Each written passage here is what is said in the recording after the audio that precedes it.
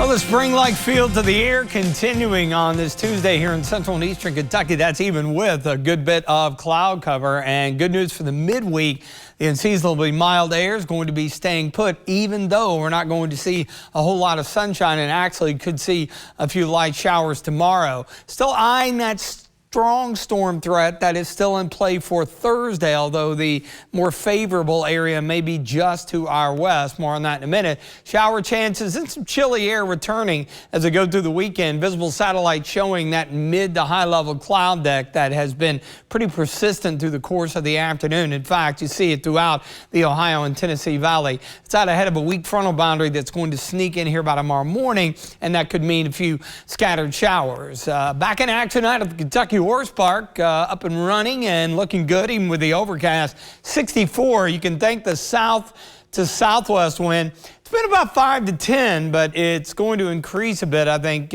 more 10 to 15 mile per hour winds overnight and into the day tomorrow, and that will hold our temperatures up and help us out and overcome some of the cloud cover expected tomorrow. Jackson County at the Mesonet site near McKee, 62. So temperatures look great across the area. Hopefully you have enjoyed it. If not, you got a few more days to go. Temperatures down south compared to 24 hours ago, pretty comparable. Obviously much warmer along and north of I-64. This time yesterday we had some clouds and of course struggled to get out of the 40s and through the 50s. Speaking of those 50s, with thicker cloud cover to the west, that's all they've managed. But generally speaking, you look at the Ohio and Tennessee Valley as a whole, and we will take it, especially when you think back to the end of January, beginning of February with all the bitter cold. There's that weak front, the first of several systems that will catch us over the course of the next few days. Quiet and mild this evening.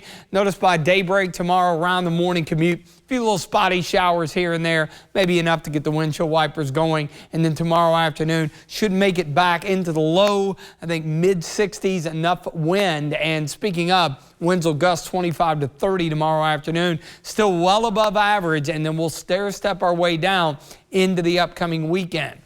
Looking ahead to Thursday, that's going to be the main system here over the next few days. Southwest flow bringing in the moisture from the Gulf, interacting with the front, and that could set the stage again for a few strong storms late day into the evening hours.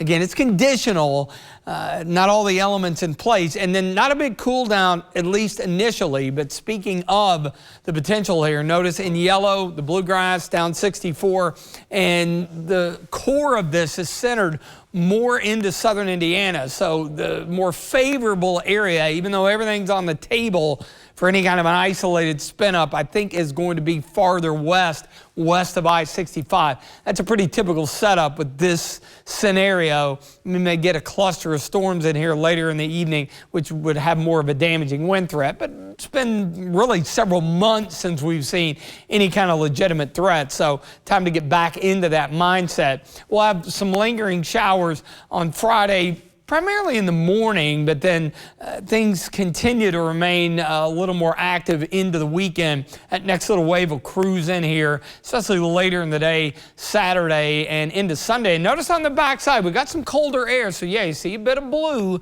That could mean a few scattered snow showers into Sunday morning.